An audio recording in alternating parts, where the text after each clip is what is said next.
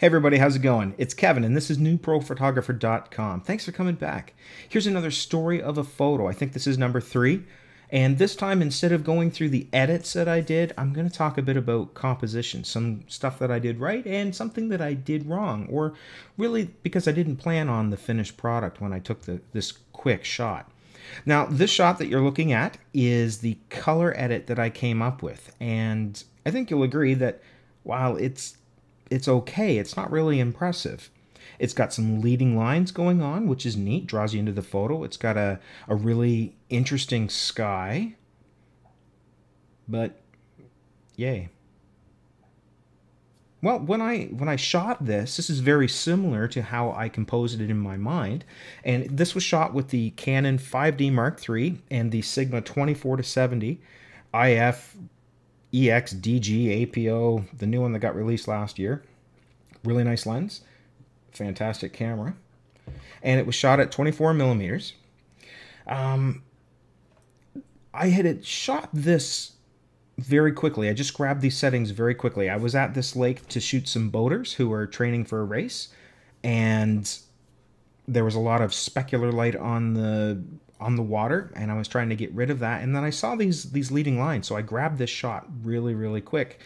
And really what I did was I sort of shot it as though there'd be a subject, a model or somebody very close to me, and then catching a wide background. And so I shot it at f2.8, which is really not the right aperture to be shooting this shot at. So I focused at about 1/3 into the scene, which is proper for scenery. So this is where I was focusing, right on this post.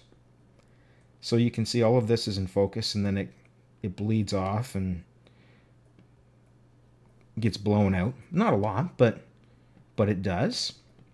But one thing you can see is, because I'm so far away from this post, that there's a really wide depth of field, even at f2.8. So when I had envisioned doing this in color, and I thought that the sky was going to be the primary subject, and the leading lines would draw you into that, because the sky just looked really neat to me.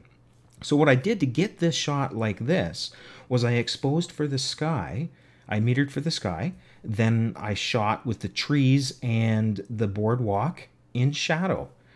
Out of camera, this is what it looked like. So the sky is reasonably exposed, and the trees and everything sort of in shadow and not a lot of detail. The great thing about shooting this way is you preserve all the highlights and the detail in the sky, and you can draw all of that out from the darkness. Usually, unless it's in complete blackness, you can get the detail out of the darkness, but you can't get the detail out of the whites if you blow them out. So after quite a bit of editing, this is what I ended up with. And I mean, it's okay. It's an okay shot. It's just nothing to write home about. Leading lines, it looks like it should be interesting. It's just not, right? Well, had I been thinking about what I was going to end up doing with this shot, turning it to black and white, I would have shot it at about f11 to f13 in that range, and then everything would have been in focus all the way back here. This all would have been nicely sharp and detailed, and I would have had an amazing black and white shot. But I wanted to try it anyway. When I got to here and I didn't really like the result, this is what I had envisioned in my mind almost exactly. Just didn't like it when I saw it on the computer screen.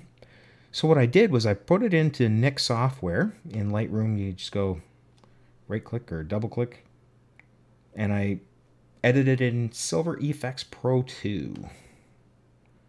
And that's what I came up with. Now that's a good shot. It's not great. It's not going to win any awards, but it's good.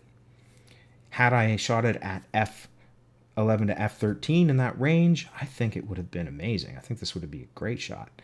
In the end, it's pretty good for being on the scene, noticing a sky, noticing the leading lines, and how the lines in the sky sort of mirror the lines on the boardwalk. So pretty good. Black and white is what made this photo work. And I really should have seen that on the scene. So think about things when you're on the scene. Maybe try taking a shot that you expect to process in color and then recomposing, setting your camera up to maximize the detail you can get out of black and white, and try that too. And then when you get home, you'll have the best of both that you can work with.